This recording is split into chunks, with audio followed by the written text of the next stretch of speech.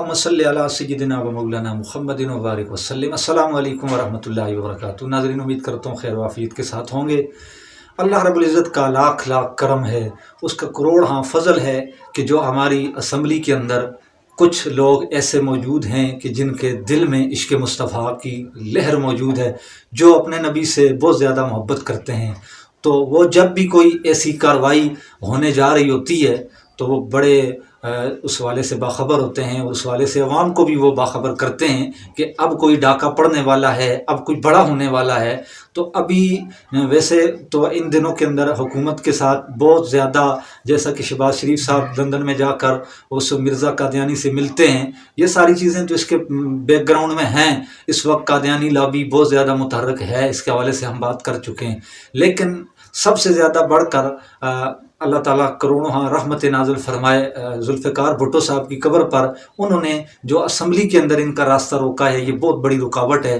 तो अब हुकूमत कोई ऐसे ओछे हथकंडे करके ऐसे कोई प्रोग्राम बन रहे हैं ताकि हुकूम जो है वो ख़त्म नबूवत का जो कानून है इसके अंदर ऐसी तरमीम की जाए। वैसे तो हमारे मुल्क के अंदर कानून है कि असम्बली के फ्लोर पर कादियानी कभी भी हल्फ नहीं उठा सकता किसी भी जगह पर, जब तक वो हुजूर को ख़ातमुन नबिय्यीन नहीं मान लेता तब तक वो हल्फ नहीं उठा लेता। वो उस हल्फनामे की शिक में ये दाखिल है कि जब हल्फ उठाएगा तो उसको वो अल्फाज पढ़ने पड़ेंगे कि मैं हुजूर को आखिरी नबी ख़ातमुन नबिय्यीन मानता हूँ।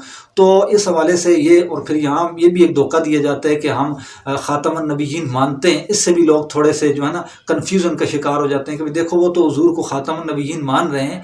तो बाज़ दफ़ा वो ख़ातमुन नबिय्यीन कह रहे होते हैं कि हम मान रहे हैं, लेकिन उसका वो जो उसके ज़िमन में माना पाया जाता है वो उस माने को नहीं मान रहे होते। यानी वो कह रहे होते हैं कि हम ख़ातमुन नबिय्यीन मानते हैं, लेकिन ख़ातमुन नबिय्यीन मानकर जैसे हम आखिरी नबी तस्वर करते हैं वो नहीं मान रहे होते।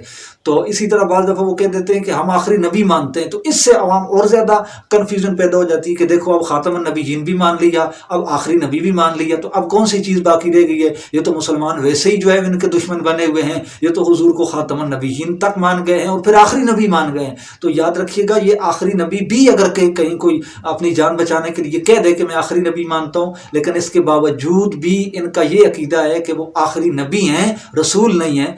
क्योंकि और हमारे यहाँ चूँकि जो नबी है वो हर नबी जो है वो नबूवत की शान के लिहाज से बराबर है, लेकिन इनके यहाँ फिर नबूवत की किस्में हैं, फिर ज़िल्ली, फिर बुरूज़ी, फिर फुलहाँ।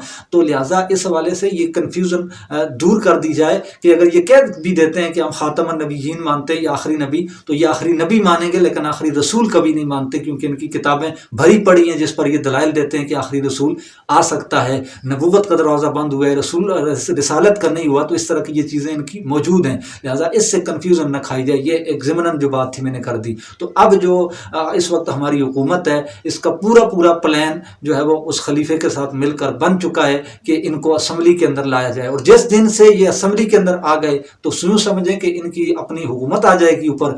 लेकिन हमें उम्मीद है, बल्कि उम्मीद वासिक है उन मेंबरान से जो इस वक्त मौजूद हैं, लेकिन फिर भी ख़तरा मौजूद है कि जैसे अभी ये तरमीम और जैसे अभी ये बिल जो पास हुआ, ये इसके अंदर भी हमारे अराकीन को एतमाद में नहीं लिया गया। तो इस तरह का कुछ हो सकता है, लेकिन फिर भी अल्लाह का शुक्र है हमारी असम्बली के अंदर ऐसे लोग मौजूद हैं कि अगर कोई ऐसा डाका पड़ेगा तो वो ज़रूर बोलेंगे। और हम इस